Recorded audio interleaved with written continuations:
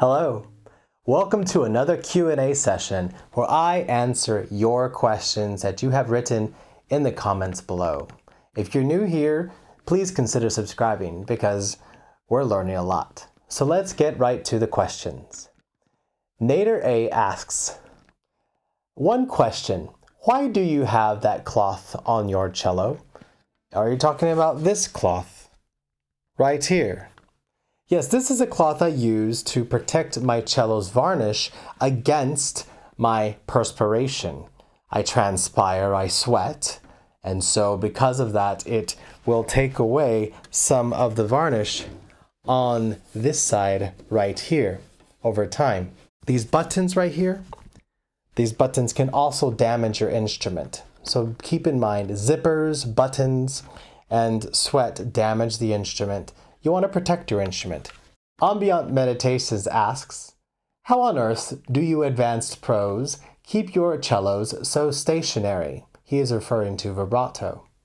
And finger properly without even having your thumb on the neck. Keeping our cello stationary without rocking it back and forth when we use vibrato requires the use of our legs. And so when I do that, I engage the instrument. I'm engaging not only with my legs, but also my sternum, my chest. And if you see right here, also this peg.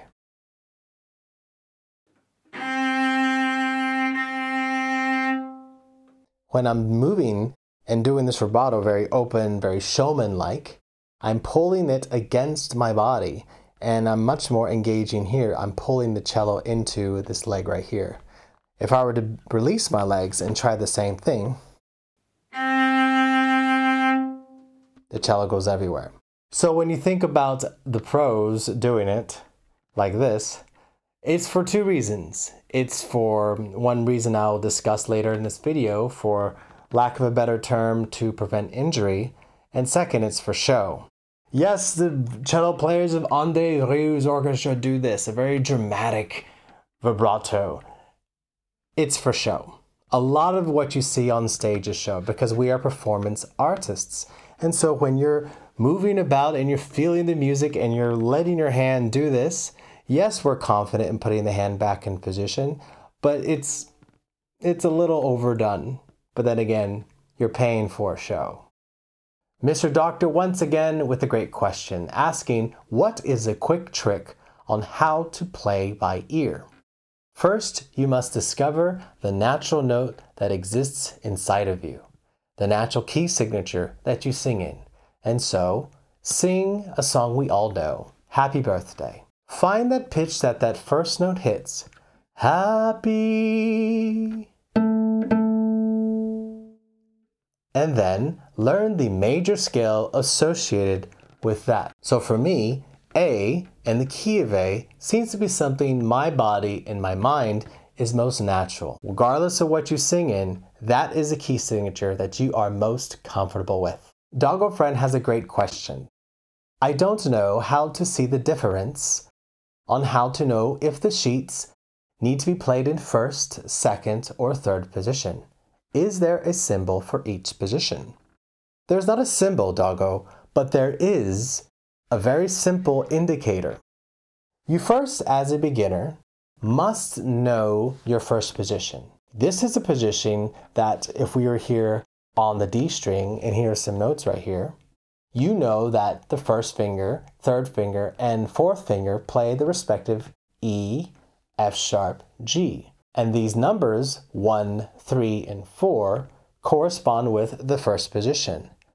If you were to see a different number, particularly a second finger above where you usually put your fourth finger, that is an automatic sign that is not in first position. It is in the upper second position. So the note doesn't change its location on the stave.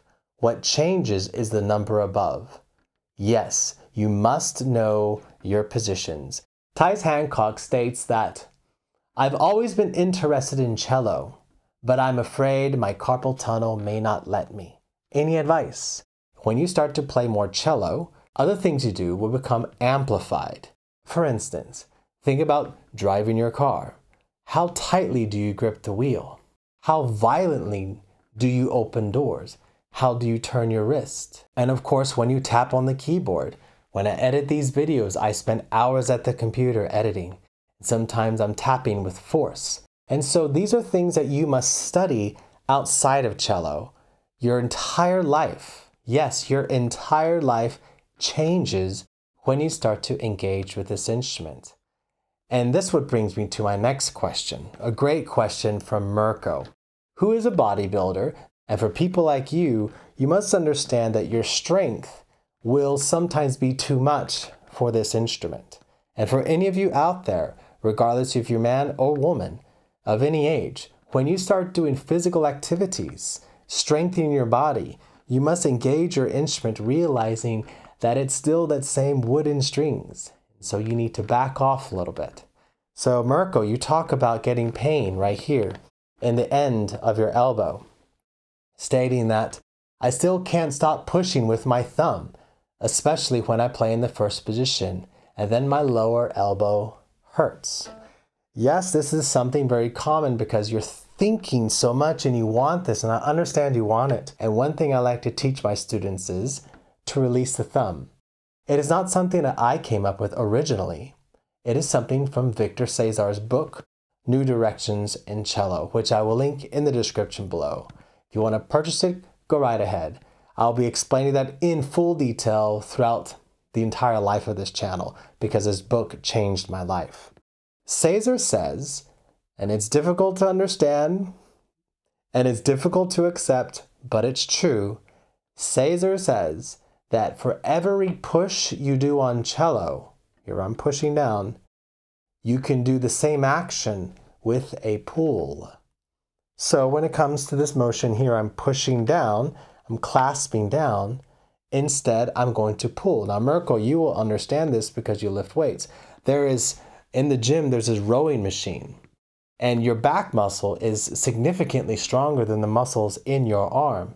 So release your thumb and pull the cello into you. I'm pulling the cello into me, and you feel the pressure come against your chest.